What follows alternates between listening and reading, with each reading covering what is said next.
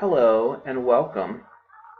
This is a nutritional assessment for a 14-year-old girl named Jane. My name is Shawn Swank. I am a student at the University of New England in the Applied Nutrition program. And this is just the assessment for Jane. And I'm presenting this for Jane and her parents.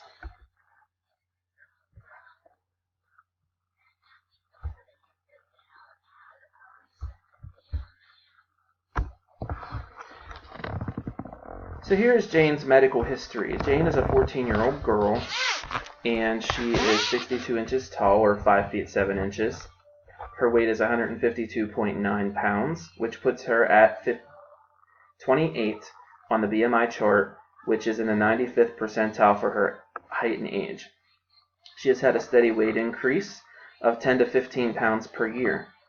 She has always been overweight for her age, and she recently became obese according to the BMI chart because she is in the 95th percentile.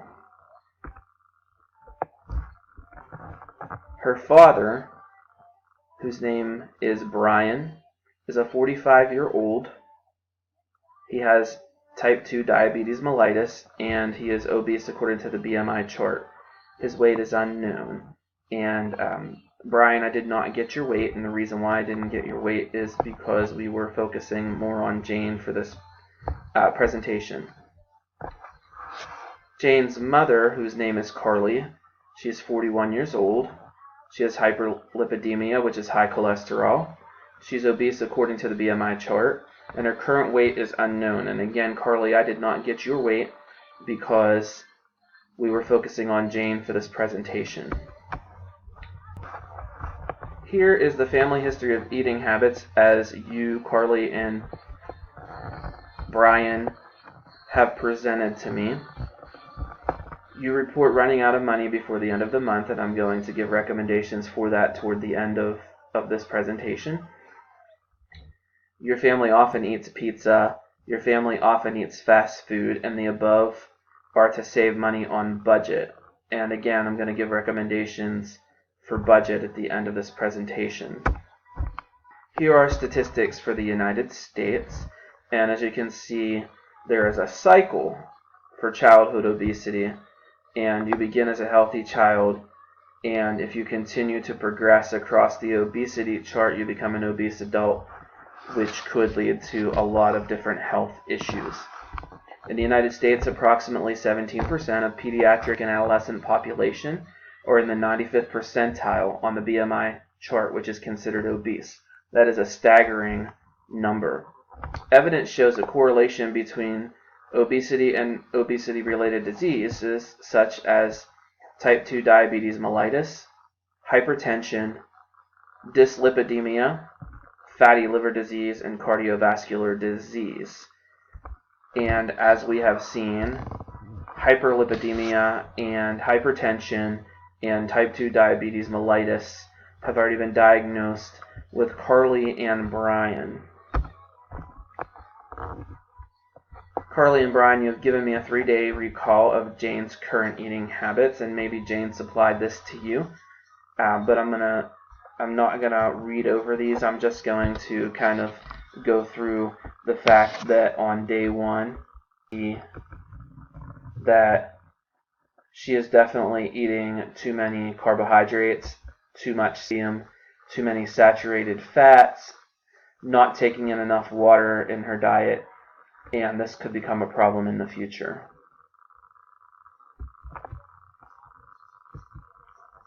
I like that she's eating a side salad. I don't know about the tablespoons of ranch dressing, as I would say that those are probably high in cholesterol. The sweet tea is just way too high in sugar, and I assume that was probably at McDonald's, and McDonald's loads their sweet tea with a lot of sugar. Here is for the second day, which would be Friday, and you can see for breakfast that Jane has eaten a lot of things with sugar in them, including adding sugar to her coffee, which I do not recommend at all for a 14-year-old. but that is just an opinion of mine, and I'm entitled to it. That it doesn't matter whether she drinks coffee or not. As her parents, you could probably limit the intake of coffee that she drinks. For lunch, she had a chicken patty sandwich, some corn. She had some milk and pineapple, which is good, but definitely high in sugar. She had a snack of 3 cups of microwave popcorn. Good snack, but buttered again, so it's going to be high in saturated fat. And for dinner, she had mashed potatoes, gravy, a biscuit, and two chicken breasts that were fried in oil, olive oil. Now, I would recommend an avocado oil or an oil that is lower in saturated fats if you're frying your foods. For dessert, she had 1 big peanut butter cookie on day 2. Now, on day 2, of course, she's deficient in a lot of vitamins. B vitamins, vitamin D, vitamin K, vitamin E. She's not drinking enough water. You can tell that she has way too much sugar intake here. Just not good for her and her weight as far as her weight is concerned. On day 3, I can see that she ate less food, and it appears to be less food, but when we entered it into Chronometer, which we will talk about later, for Chronometer, which is a food diary, we entered all of this in there, and her caloric intake was above 3,000 calories, and that is not good for a child that is her age. These are the MyPlate suggestions for Jane's height and weight. As you can see, it's less than what she's been eating. These recommendations are coming from www.choosemyplate.gov on their website. And with these recommendations, we can develop a 3-day simple eating plan for Jane. Here we'll talk about Chronometer. Now, Chronometer is a food diary that will show you specifically what you are eating and what is in the food that you are eating, where you're deficient, where you've been excessive, where you're meeting your intakes of vitamins and minerals, all of that. So I do recommend using Chronometer for everybody in the family, as what it will do is it's going to help you pretty much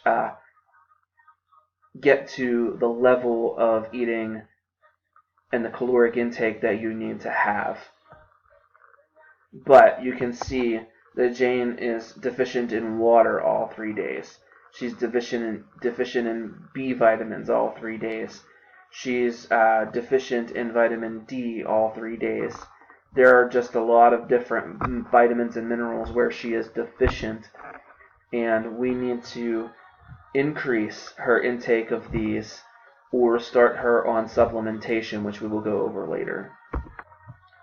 This is where Jane was excessive, and I don't like seeing excessive in carbohydrates because of course those carbohydrates are going to store as sugars, and sugars are going to store as fats. She's too high in saturated fats all 3 days. Saturated fats are bad fats. Trans fats are bad fats. They're not good fats to be eating. And on day 3 she's excessive in sodium, as well as on day 2. So she's taking in too much sodium. So that's gonna in the future could lead her to be to have to take medication for high blood pressure. That could become a problem, and so we don't want to get to that point. So Chronometer is a good way for you to be able to know specifically how much Jane should be eating and what minerals are in her food and how much sodium she's taking in, so that you can get her to a point where she's better as far as her food is concerned.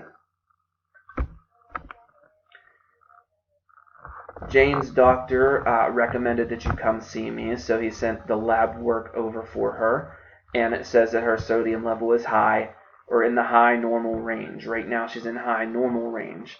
Now we need to get her down to the normal range so that she can live a more productive life, and she's less susceptible to high blood pressure. she is not taking in, she doesn't have enough intake of the HDL-C, which is the good cholesterol, and her bad cholesterol is a couple of points over. Not too bad, but it needs to be lower than 110 milligrams per day, and she's taking in 113, so we need to lower that as well. This is a sample 3-day meal plan based on the MyPlate recommendations. Now, you do not have to follow this completely, just as long as you follow something similar to this. I only put this together as a guideline for you.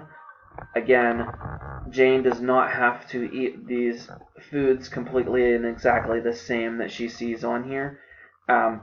She will be going to school, and I know that in the schools they do have nutritious things on the menu as well. For instance, I see grilled chicken salad on here.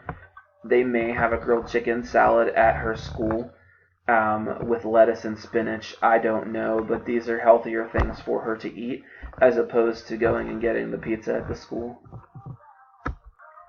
Again, here's a recommendation for day 2, and of course you don't have to follow it completely. D, and of course you really don't have to follow it completely. Now, that is my recipe for homemade chili. Again, you do not have to follow that completely. I just like my chili that way. I would recommend that the whole family follow the MyPlate recommendations. Again, that's on www.choosemyplate.gov, and what you can do is you can just go down to the bottom, scroll down to the bottom where it says My Plan, and click on My Plan, and it will bring you to where you need to be as far as height, age, weight, and how many calories you need to take in per day in order to maintain your weight or even lose weight.